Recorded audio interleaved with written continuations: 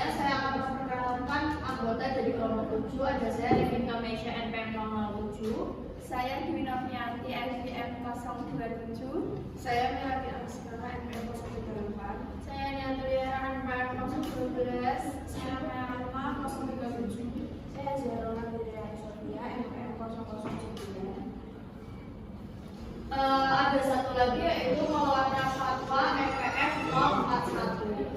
Yang pertama ada pengertian anak berkebutuhan khusus. Pengertian umumnya anak berkebutuhan khusus adalah anak dengan karakteristik khusus yang berbeda dengan anak pada umumnya.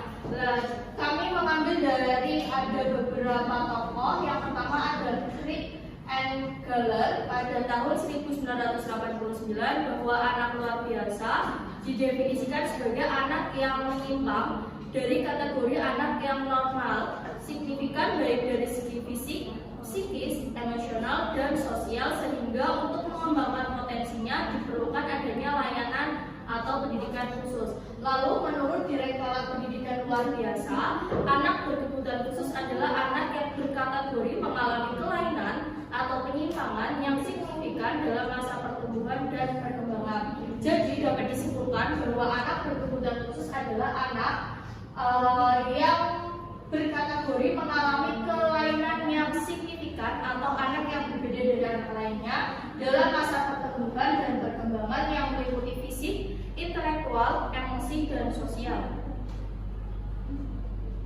Selanjutnya ada karakteristik anak berkebutuhan khusus yang akan disampaikan oleh Vivi.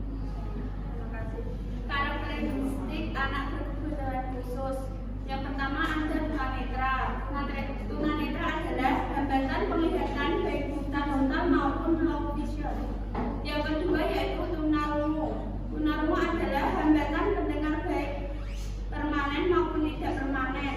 Yang ketiga ada tunagrahita, yaitu memiliki inteligensi yang signifikan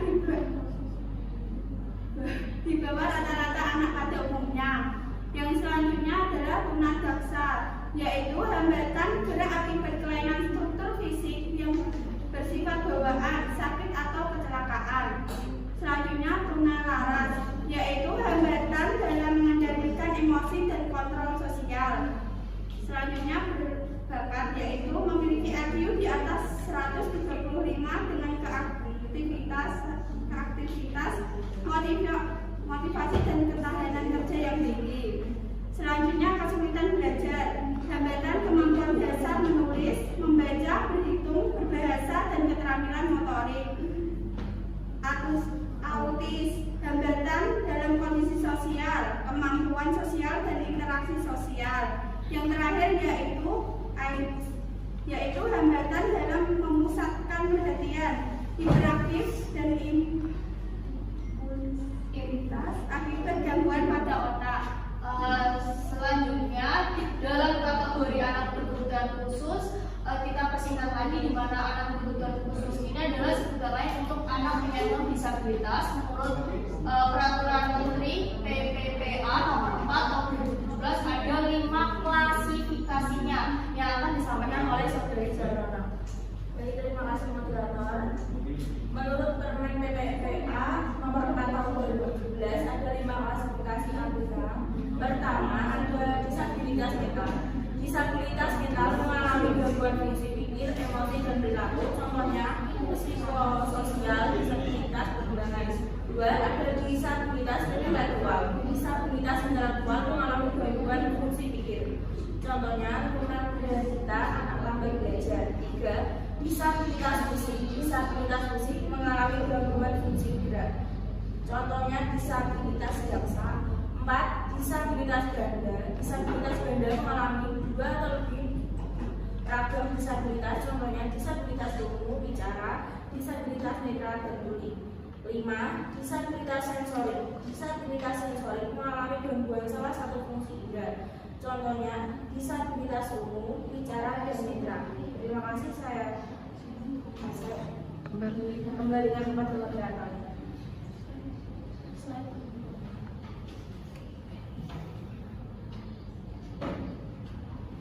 Baik, selanjutnya ada faktor penyebab anak berkebutuhan khusus dan waktu terjadinya kelainan anak berkebutuhan khusus akan disampaikan oleh Saudari Maya. Baik, terima kasih. Selanjutnya ada faktor penyebab anak berkebutuhan khusus. Yang pertama ada herediter. Misalnya suami istri ini memiliki gen yang sama, adanya jaringan darah atau saudara dari pasangan suami istri tersebut, sehingga menyebabkan bayi memiliki kelainan Down syndrome atau kelebihan kromosom, kemudian kelahiran prematur dan berat bayi lahir dengan rendah. Usia ibu di atas 35 tahun. Yang kedua ada infeksi.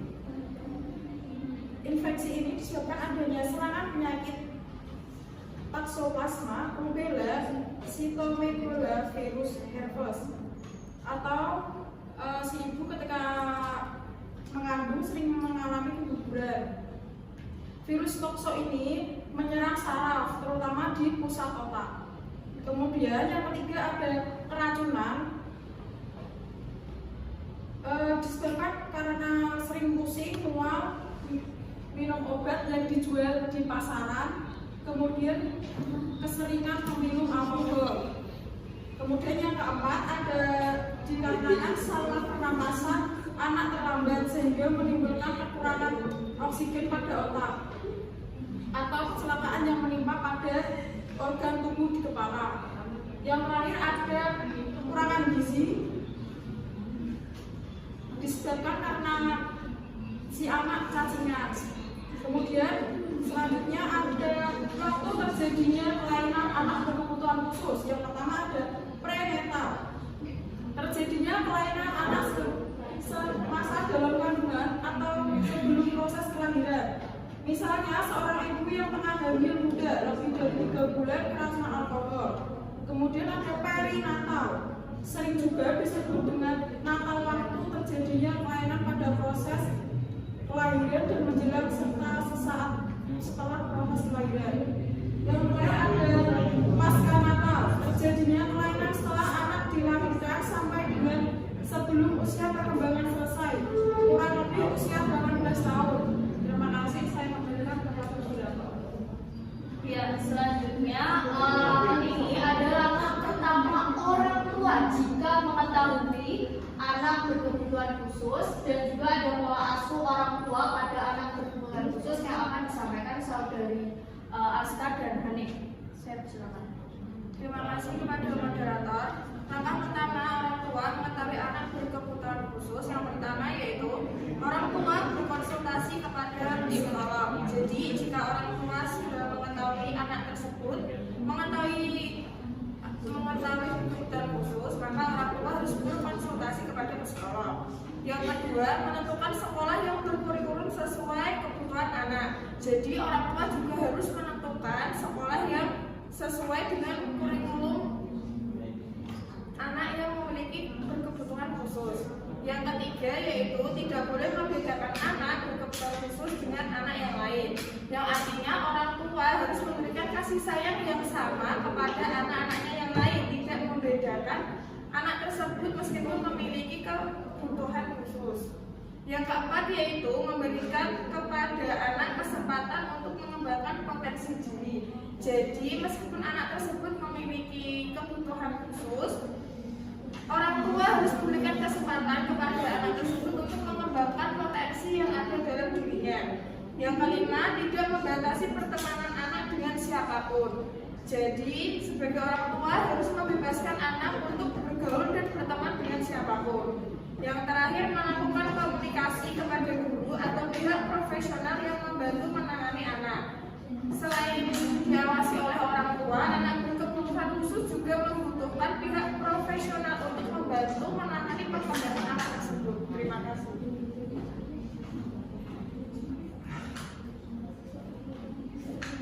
Pola asuh orang tua pada anak berkebutuhan khusus. Pola asuh orang tua adalah suatu metode disiplin yang diterapkan orang tua terhadap anaknya dan cara mendidik anak yang merupakan suatu kewajiban dari setiap orang tua dalam usaha membentuk pribadi anak. Pola asuh yang tepat untuk diterapkan pada orang tua yang mempunyai anak berkebutuhan khusus adalah pola asuh demokratis. Karena bentuk pola asuh yang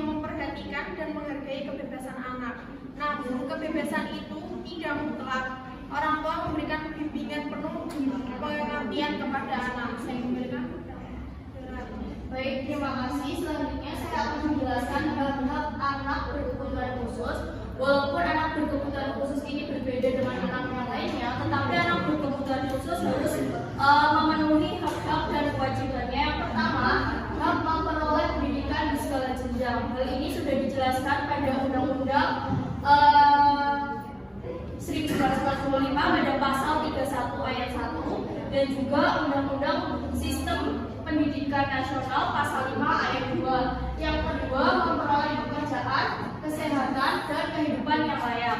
Pekerjaan dan penghidupan yang layak juga sudah dijelaskan pada pasal 27 ayat 2 dan memperoleh fasilitas pelayanan kesehatan ada di pasal 28H ayat 1. Yang ketiga, ada memperoleh hak dan kewajiban secara penuh sebagai warga negara ada di pasal 27 ayat 1. Lalu yang keempat, tersedia rehabilitasi, bantuan sosial, dan pemeliharaan taraf kesejahteraan. Hal ini ada di pasal 12 Undang-Undang Nomor 23 Tahun 2002. Selanjutnya yang terakhir ada hak yang sama untuk mengembangkan bakat, kemampuan, dan kehidupan sosialnya. Hal ini ada pada pasal 28C ayat 1, pasal 60 ayat 1, dan pasal 12A Undang-Undang Sistem Pendidikan Nasional Nomor 20 Tahun 2002. Selanjutnya, ternyata anak berkebutuhan khusus juga bisa berkembang sesuai kemampuan dan bakatnya. Bisa kita lihat bahwa ada penemu sukses yang ternyata dulunya anak berkebutuhan khusus. Yang pertama ada Isaac Newton. Isaac Newton ini adalah seorang ilmuwan yang terkenal dengan penemuan teori Newtonnya.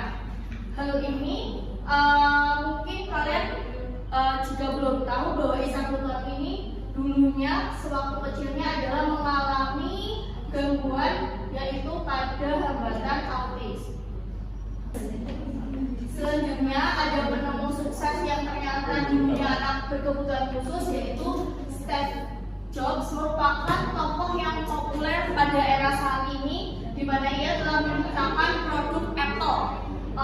Ternyata di balik kecerdasannya ia menciptakan sebuah produk Apple, ternyata dia saat kecilnya mengalami kesulitan belajar yang spesifik yaitu membaca, keterlambatan membaca atau yang biasa kita dengar dengan nama disleksia. Selanjutnya ada penemu yang dulunya sukses ada Thomas Alva Edison, merupakan tokoh yang berpengaruh pada dunia di mana ia menciptakan berbagai penemuan yang sangat bermanfaat saat ini. Contohnya ada lampu listrik. Di balik penemuannya, Thomas Alva Edison juga mengalami gangguan konsentrasi belajar sehingga ia mengalami kesulitan belajar, kesulitan membaca atau nama lainnya disleksia. Selanjutnya yang terakhir, yang terakhir ada Albert Einstein. Ia merupakan salah satu tokoh fisikawan jenius dengan teori relativitasnya, di mana ia juga pernah mengalami sebagai anak berkebutuhan khusus, yaitu mengidap sindrom Asperger yang termasuk dalam gangguan autisme. Sekian presentasi dari kelompok kami, kurang lebihnya mohon maaf. Wassalamualaikum warahmatullahi wabarakatuh. Waalaikumsalam warahmatullahi wabarakatuh. Selanjutnya ada penemu sukses yang ternyata di dunia anak berkebutuhan khusus yaitu Steve Jobs, merupakan tokoh yang populer pada era saat ini di mana ia telah menciptakan produk Apple. Ternyata di balik kecerdasannya ia menciptakan sebuah produk Apple, ternyata dia saat kecilnya mengalami kesulitan belajar yang spesifik yaitu membaca, keterlambatan membaca atau yang biasa kita dengar dengan nama disleksia. Selanjutnya ada penemu yang dulunya sukses ada Thomas Alva Edison, merupakan tokoh yang berpengaruh pada dunia di mana ia menciptakan berbagai penemuan yang sangat bermanfaat saat ini. Contohnya ada lampu listrik. Di balik penemuannya, Thomas Alva Edison juga mengalami gangguan konsentrasi belajar sehingga ia mengalami kesulitan belajar atau kesulitan membaca atau nama lainnya disleksia. Selanjutnya yang terakhir.